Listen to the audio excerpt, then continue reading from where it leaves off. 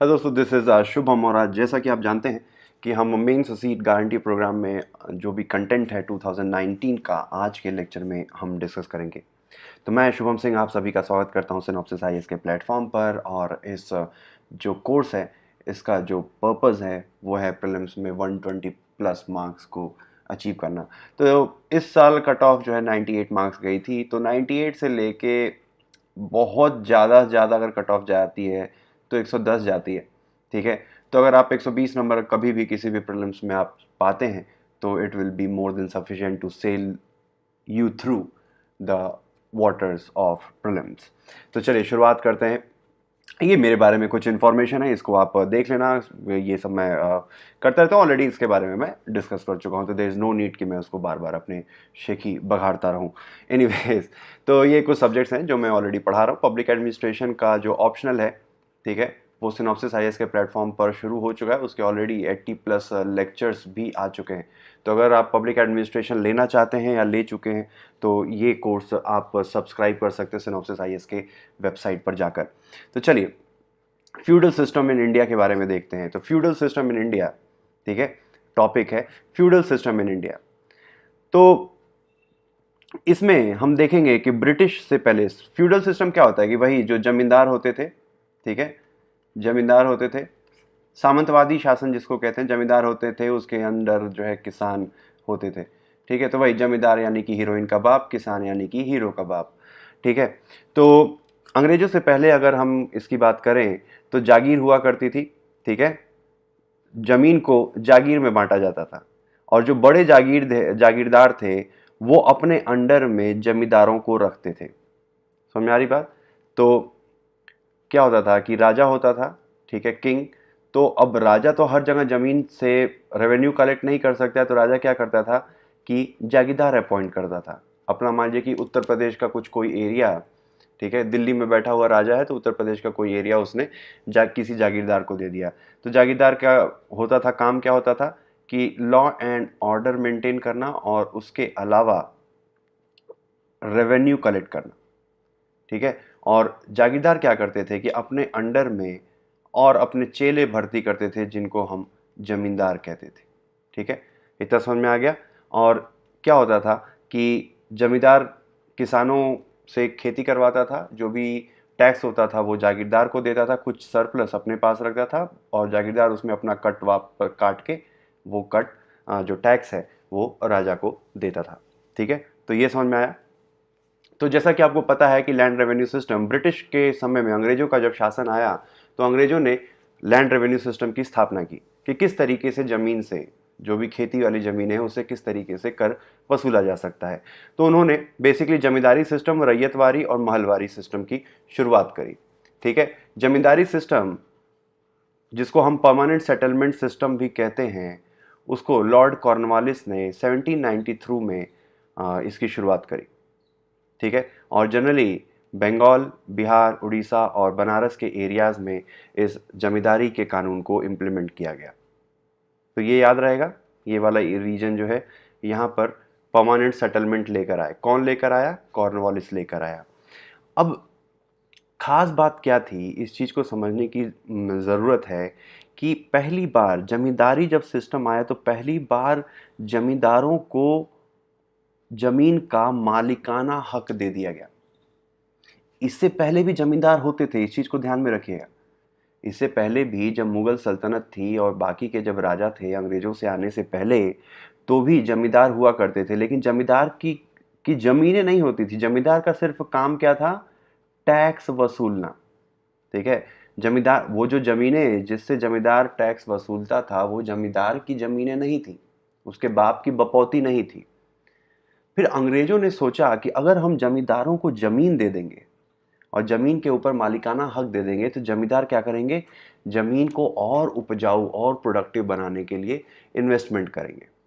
तो ये सोचकर परमानेंट सेटलमेंट लॉर्ड कॉर्नवालिस लेकर आए और यहाँ से जमींदार को ओनर ऑफ द लैंड बना दिया गया। ठीक है, चलिए आगे चलते हैं। अगला जो सिस्टम है रैयतवारी सिस्टम। तो ryotwari system basically Thomas Munro ने 1820 में लेकर आए। किस एरिया में, ये भी थोड़ा बहुत याद होना चाहिए। जो साउथ इंडिया का पार्ट है वहाँ पर ये रैयतवारी सिस्टम लेकर आया गया।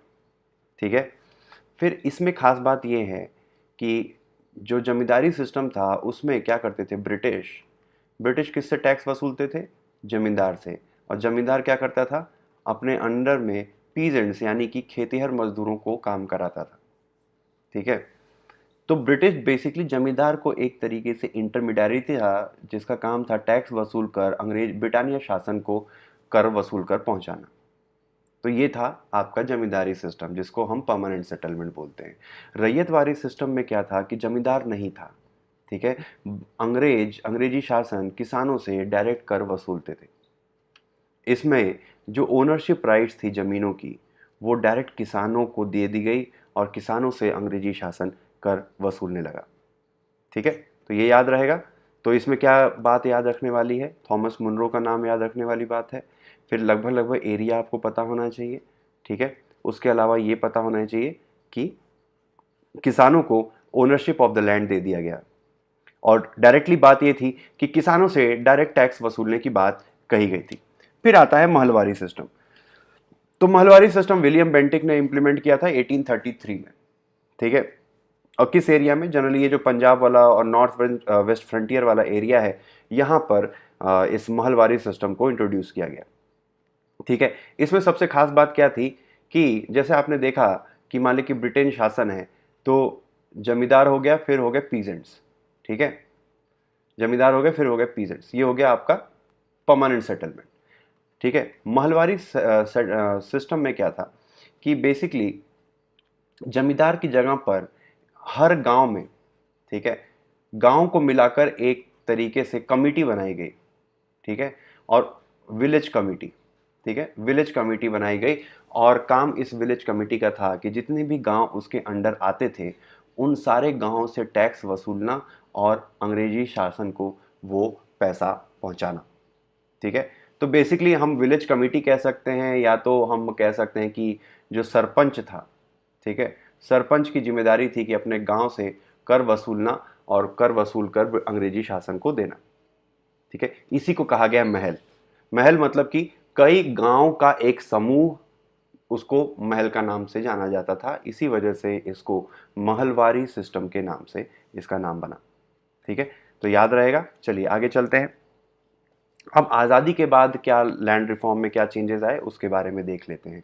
तो गोलकनाथ केस के बारे में याद रखेंगे। गोलकनाथ केस में बेसिकली क्या किया कि जब देश आज़ाद हुआ तो कुछ जमींदारों के पास बहुत सारी ज़मीनें थीं और बाकी गरीब लोगों के पास ज़मीनें नहीं थीं। तो लैंड रीडिस्ट्रीब्यूशन के लिए जमींदारी एबॉलिशन एक्ट लाया गया। जमींदारी प्रथा को समाप्त करने के लिए एक्ट लाया गया। लेकिन आपको याद होगा कि आर्टिकल 31 क्या है? Right to private property. Right to private property था आर्टिकल 31।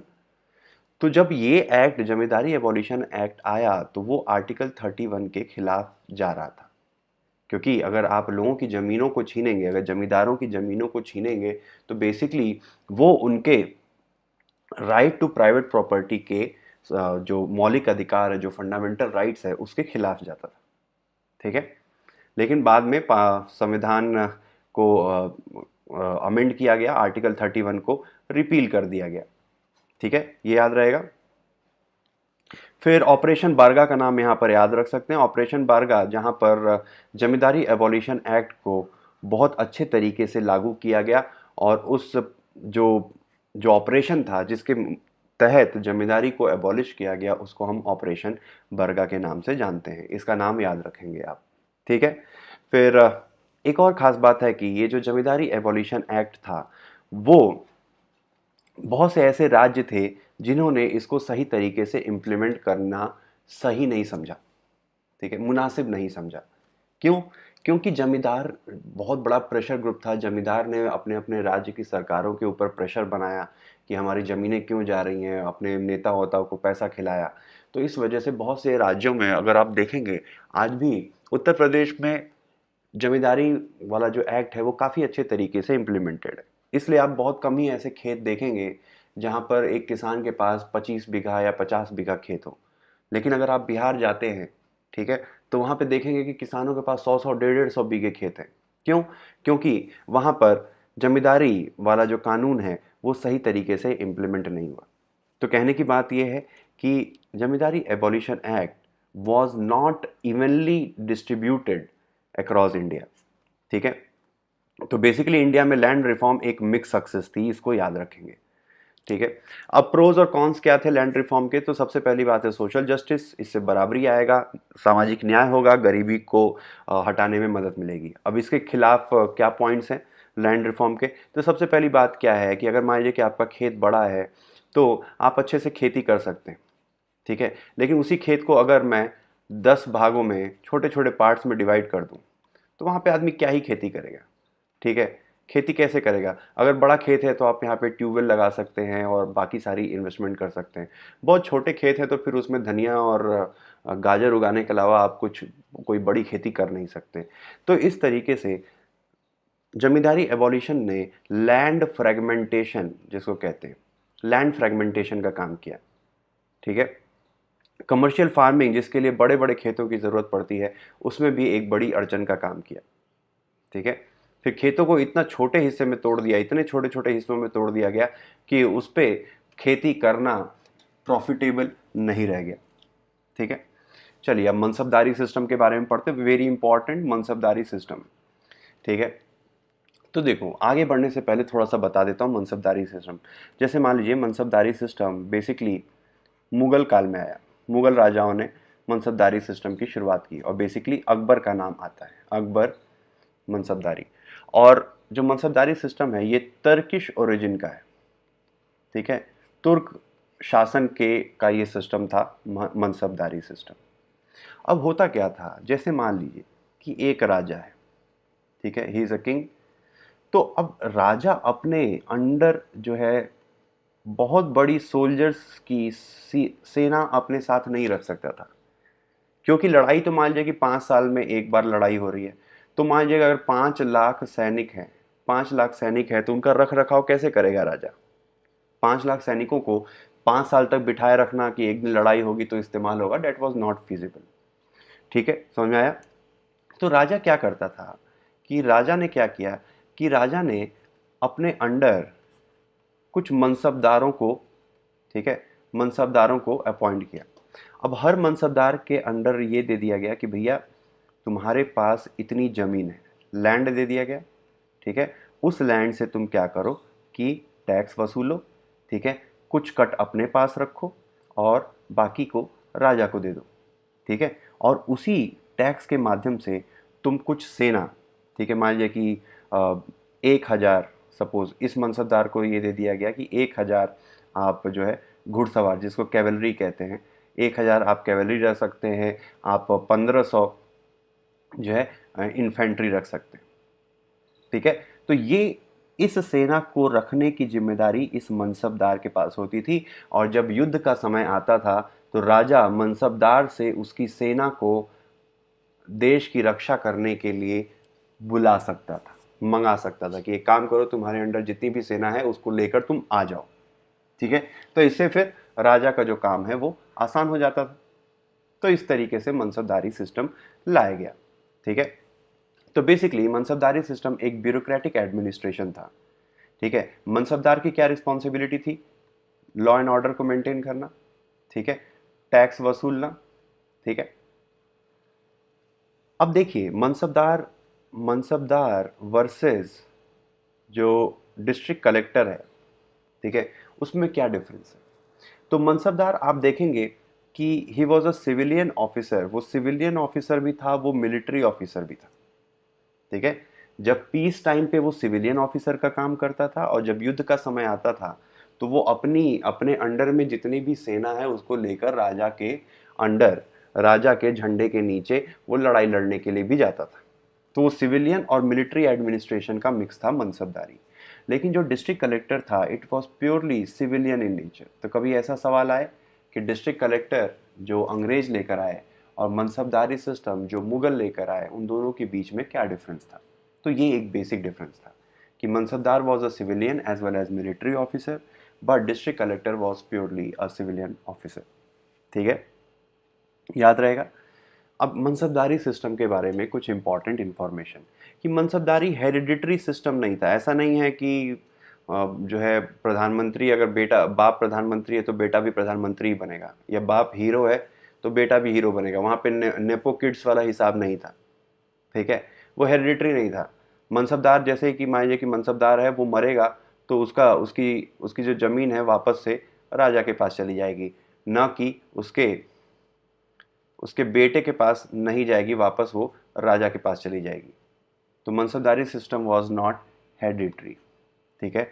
और हर मनसबदार सिमिलर स्टेचर का नहीं था, सबकी औकात अलग अलग थी और उनकी औकात डिफाइन होती थी जात से, ठीक है।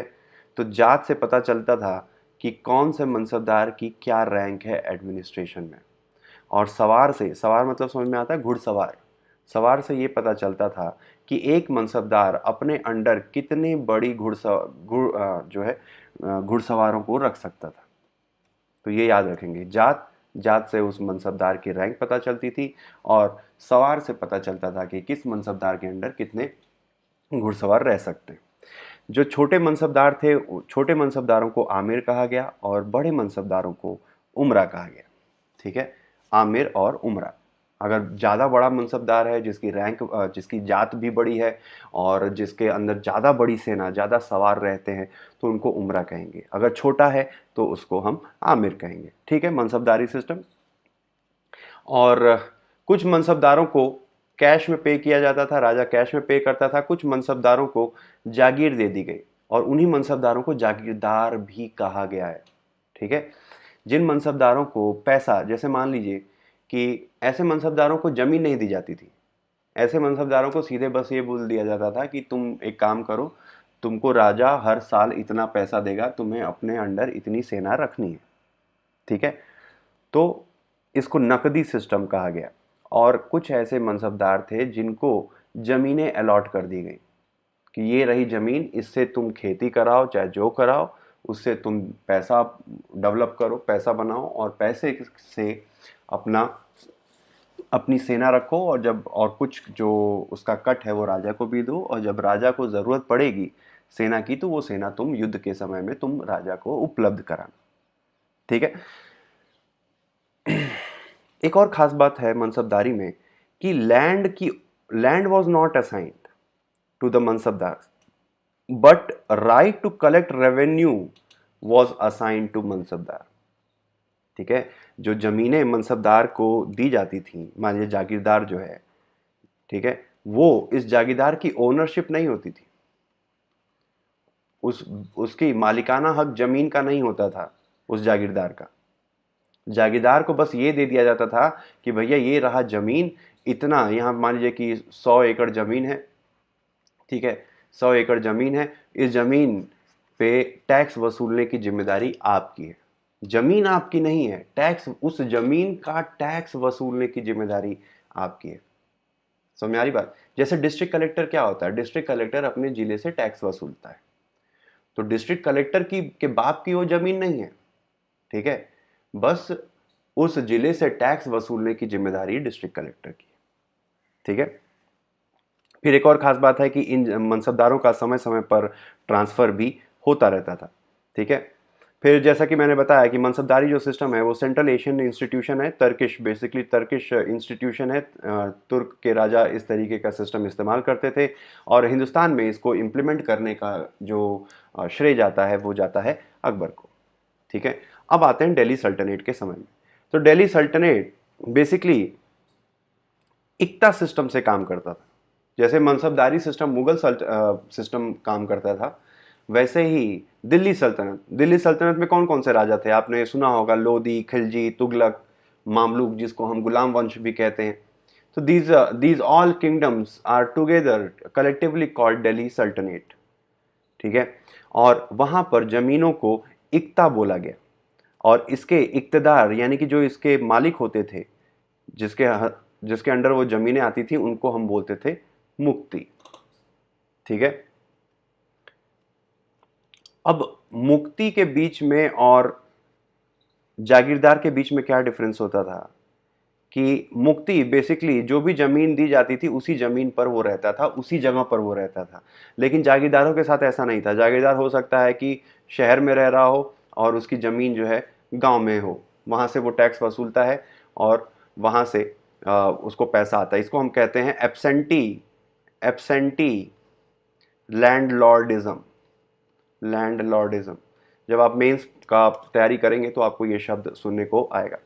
ठीक है, अब मनसबदारी वर्सेस इक्तदारी के बारे में देख लेते हैं। तो इक्तदारी जो सिस्टम था वो दिल्ली सल्तनत के राजा लेकर आए, मनसबदारी कौन लेकर आया? मुगल राजा लेकर आए। ठीक है, फिर इक्तदारी सिस्टम में क्या होता था कि कुछ ज़मीनें जो थी इक्तदार के पास होती थी और कुछ ज़मीनें राजा के पास होती थी। लेकिन जागीरदारी सिस्टम में पूरी ज़मीन राजा की ही होती थी। ये एक और ख़ास बात है। इक्तदारी में क्या होता था कि कुछ पार्ट ज़मीन जो होगी वो मुक्ति की होगी, उसका उस पर मालिकाना हक होगा। ठीक है, और कुछ जो ज़मीन होगी वो राजा की होगी। लेकिन जागीरदारी सिस्टम या मनसबदारी सिस्टम की अगर हम बात करें तो वो सारी ज़मीनें सिर्फ राजा की ही होगी, मनसबदार की या जागीरदार की कोई ज़मीन नहीं होगी। ठीक है, इक्तदार की सबसे बड़ी जो एकमात्र रिस्पॉन्सिबिलिटी थी रेवेन्यू कलेक्शन की थी। लेकिन जो जागीरदार, जिसको हम मनसबदार भी कहते हैं, ठीक है, आपको याद आ रहा होगा जागीरदार को मनसबदार भी कहते हैं। जिन मनसबदारों को ज़मीन के माध्यम से पेमेंट मिलती थी उनको हम जागीरदार कहते हैं। लेकिन और एक और ख़ास बात है, जहाँ पर इक्तदार के पास सिर्फ रेवेन्यू कलेक्शन की पावर थी, जागीरदार के पास रेवेन्यू कलेक्शन के अलावा लॉ एंड ऑर्डर, उस एरिया के लॉ एंड ऑर्डर को देखने की भी जिम्मेदारी जागीरदार के या मनसबदार के पास थी। तो this is very important difference, इसको याद रखेंगे। ठीक है, चलिए अब आईएमएफ के बारे में देख लेते हैं। तो आईएमएफ एक 189 मेंबर्स कंट्रीज हैं आईएमएफ के। ठीक है, और आईएमएफ की अगर हम बात करें तो इसमें फाइनेंशियल इंपॉर्टेंस, उसमें जितने भी देश हैं वो कितना कंट्रीब्यूट करते हैं। ठीक है, आईएमएफ के अंडर देखें तो 189 कंट्रीज़ हैं और हर कंट्री कुछ न कुछ आईएमएफ के फंड, कुछ न कुछ फंड कंट्रीब्यूट करती है। ठीक है, और जितना वो फंड कंट्रीब्यूट करती है उसी के हिसाब से उसकी वोटिंग राइट्स होती है। ठीक है, तो ये याद रखेंगे। अब थोड़ा बहुत जैसे जैसे आगे बढ़ेंगे आईएमएफ के बारे में देख लेंगे। तो ऑब्जेक्टिव क्या है आईएमएफ का? मॉनेटरी कोऑपरेशन, दुनिया भर में मॉनेटरी कोऑपरेशन, दुनिया भर की जो फाइनेंशियल स्टेबिलिटी को ध्यान देना, इंटरनेशनल ट्रेड को प्रमोट करना, एम्प्लॉयमेंट और सस्टेनेबल इकोनॉमिक ग्रोथ को बनाना, फिर दुनिया से गरीबी को कम करना। ये बेसिकली कुछ आईएमएफ के यानी कि इंटरनेशनल मॉनेटरी फंड के कुछ ऑब्जेक्टिव्स हैं। ठीक है, फिर आईएमएफ और वर्ल्ड बैंक को हम ब्रेटन वुड्स इंस्टीट्यूशन भी कहते हैं, क्योंकि 1944 में ब्रिटेन में एक एरिया है यूएस में, वहाँ पर मीटिंग हुई और उस मीटिंग के माध्यम से दो ग्लोबल इंस्टीट्यूशन का जन्म हुआ। एक हुआ वर्ल्ड बैंक, दूसरा हुआ आईएमएफ। ठीक है, इसके पीछे रीज़न क्या था कि 1929 में जो इकोनॉमिक त्रासदी आई थी वो त्रासदी वापस से रिपीट ना हो। ठीक है, तो इस वजह से इस दो ग्लोबल इंस्टीट्यूशन का जन्म हुआ। ठीक है, एक और ख़ास बात है कि आपको अगर वर्ल्ड बैंक का मेंबर बनना है तो आईएमएफ का मेंबर बनना अनिवार्य है। यानी कि only IMF member of IMF can become a member of world bank. World bank का जो टेक्निकल नाम है वो है international bank for reconstruction and development. याद रहेगा, IBRD, international bank for reconstruction and development. समझ में आया? और वर्ल्ड बैंक का मेंबर बनने के लिए, अगर किसी देश को वर्ल्ड बैंक का मेंबर बनना है तो सबसे पहले उसे इंटरनेशनल मॉनेटरी फंड आईएमएफ की सदस्यता स्वीकार करनी पड़ेगी।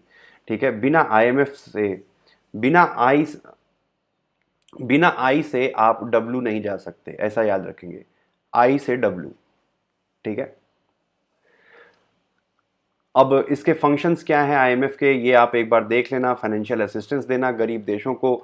ठीक है, जो भी देश अपना पेमेंट नहीं कर पा रहे, कहीं से सामान मंगा लिया लेकिन अब उस देश को देने का जो है औकात नहीं है, जैसे पाकिस्तान के पास है, तो ऐसे समय में आईएमएफ जो है बेल आउट करता है। ठीक है, उधार देता है। ठीक है, फिर उसके अलावा देश दुनिया की जितनी भी पॉलिसीज़ हैं, इकोनॉमिक पॉलिसी जो देश, हर देश के पास जो इकोनॉमिक पॉलिसी हर देश चला रहा है, उसको मॉनिटर करने की जिम्मेदारी आईएमएफ के पास है। ठीक है। फिर उसके अलावा जितनी भी इकोनॉमिक रिस्क हैं दुनिया में, उसको आइडेंटिफाई करना और उस देश को एडवाइस करना कि भैया ये काम मत करो, नहीं तो इकोनॉमिक समस्या उत्पन्न हो सकती है। पता नहीं डिमोनेटाइजेशन के समय में क्यों नहीं ऐसा बोला आईएमएफ ने। खैर, आईएमएफ ने छोड़ दिया कि जाओ मरो। ठीक है। खैर, तो आगे बढ़ते हैं। फिर टेक्निकल असिस्टेंस भी आईएमएफ देता है। दुनिया भर के जितने भी बैंक हैं उनको टेक्निकल असिस्टेंस देता है। वहाँ की मिनिस्ट्रीज़ को भी वो टेक्निकल असिस्टेंस, यानी बेसिकली इकोनॉमिक्स या फाइनेंस के मैटर पे एडवाइस देना। ठीक है। टैक्स अथॉरिटीज़ को एडवाइस करना, फिर इकोनॉमिक जो इंस्टीट्यूशंस हैं हर देश के, उनको एडवाइस करने का काम आईएमएफ करता है। उसके अलावा दुनिया भर के देशों को सस्टेनेबल डेवलपमेंट गोल को किस तरीके से अचीव करना है, ये काम भी आईएमएफ करता है। ठीक है। एक और कुछ खास बातें हैं जो हमें आईएमएफ के बारे में जाननी ज़रूरी है कि यूनाइटेड नेशन का मेंबर होना ज़रूरी नहीं है, यानी कि non UN member can also become a member of IMF. यानी कि पैलेस्टाइन पैलेस्टाइन जो कि नॉन यूएन मेंबर है, वो भी आईएमएफ का मेंबर बन सकता है। और एक और ख़ास बात है कि हर देश की जो वोटिंग राइट्स है वो इक्वल नहीं है, वहाँ पर बराबरी का अधिकार नहीं है। ठीक है। और जैसा कि मैं बता चुका हूँ कि आईएमएफ का मेंबर बनना अनिवार्य है वर्ल्ड बैंक का मेंबर बनने के लिए। हर देश का जो वोटिंग राइट होता है, इस चीज़ को देख लेते हैं। जो वोटिंग राइट्स होती हैं वो कोटा सिस्टम पर डिसाइड होती है। ठीक है। कोटा सिस्टम किस तरीके से डिसाइड होता है कि उस देश की जीडीपी क्या है, उसका जो वेटेज है 50% हो गया। फिर उस देश की इकोनॉमी कितनी ज़्यादा ओपन है, कितना लिबरलाइजेशन है, उस देश में अगर कोई भी कंपनी इन्वेस्ट करना चाहती है तो कितनी आसानी से इन्वेस्ट कर सकती है। ठीक है। तो ओपननेस कितनी है, उसका वेटेज 30% है। फिर इकोनॉमिक वेरिएबिलिटी कितनी है, फिर इंटरनेशनल रिजर्व्स कितने हैं, यानी कि दुनिया भर की जो करेंसी होती है वो उस देश के पास, फॉरेन एक्सचेंज रिजर्व कितना है। तो ये 4 बेसिस है जिसके बेसिस पर किसी भी देश का कोटा डिसाइड होता है। तो समझ में आ रही बात, क्या रीजन है? ये याद रखेंगे कि जीडीपी, फिर उस देश की ओपननेस, फिर इकोनॉमिक वेरिएबिलिटी और इंटरनेशनल रिजर्व। ठीक है, याद रहेगा। ये ये 5% नहीं, ये भी 15% होगा। ठीक है। 30 या 10 ज़्यादा हो गया, थोड़ा सा बैलेंस गड़बड़ हो रहा है। एनीवेज, आगे बढ़ते हैं, डेट इज़ नॉट इम्पॉर्टेंट। फिर ये जो कोटा होता है आईएमएफ में, डेट इज़ उसको हम स्पेशल ड्राइंग राइट्स के नाम से जानते हैं। ठीक है। स्पेशल ड्राइंग राइट्स क्या होती है इसके बारे में आप डिटेल में पढ़ लेना। बेसिकली इन कोटास को हम स्पेशल ड्राइंग राइट्स कहते हैं। और इस स्पेशल ड्राइंग राइट का मतलब है कि एक देश कितना उधार आईएमएफ से ले सकता है। ठीक है। कितना उधार आईएमएफ से उठा सकता है उसको कहते हैं स्पेशल ड्राइंग राइट्स। और हर देश की जो वोटिंग पावर होती है वो उसके कोटा के हिसाब से ही डिसाइड होती है। ठीक है। कोटा के हिसाब से उस देश की वोटिंग पावर डिसाइड होती है। बेसिकली जो स्पेशल ड्राइंग राइट्स है वो बास्केट ऑफ करेंसीज हैं जिसमें यूएस डॉलर है, यूरो है, जापानीज येन है, पाउंड स्टर्लिंग है और चाइनीज जो युआन है जिसको रेनमिनबी कहते हैं, ये भी है। तो कौन कौन सी करेंसी है? डॉलर हो गया, यूरो हो गया। ठीक है, ये याद रखेंगे। पहला यूरो, दूसरा येन, जापानीज येन तीसरा, पाउंड स्टर्लिंग चौथा और चाइनीज रेनमिनबी पांचवा। तो ये 5 करेंसीज हैं जिससे मिलकर बनती है स्पेशल ड्राइंग राइट्स। ठीक है। इसको अब डिटेल में अभी नहीं पढ़ाऊंगा, अगर आपको इसके बारे में नहीं पता एसडीआर के बारे में तो इसको अलग से आप पढ़ लेना एसडीआर को। ठीक है, क्योंकि अलग से समझाने लगूंगा एसडीआर क्या है तो लेक्चर बहुत लंबा हो जाएगा। अब देखते हैं इंडिया और आईएमएफ के बीच में क्या आशिकी है। तो अगर हम देखें तो यूएसए का जो कोटा है वो दुनिया में सबसे ज़्यादा है, 17.7% कोटा है। और G7 कंट्रीज़ में अगर हम देखें तो 40% जो आईएमएफ का कोटा है वो G7 दुनिया भर के जो 7 देश हैं उनके पास ही है। ठीक है। और इंडिया और रशिया की बात करें तो इनका जो कोटा है 2.5% ही है। तो ये फैक्ट याद रखेंगे। यूएसए का कोटा कितना है? 17.7%। इंडिया और रशिया का जो कोटा है सिर्फ 2.5% है। और आईएमएफ में अगर किसी भी तरीके का बदलाव करना है उसके स्ट्रक्चर में, उसके प्रोसेस में या उसके कानून में, तो 85% वोट्स की ज़रूरत पड़ती है। 85% वोट्स का मतलब 85% वोट का मतलब ऐसा नहीं है कि इंटू 100 और 189 कंट्रीज। ठीक है, इस तरीके से नहीं निकलेगा।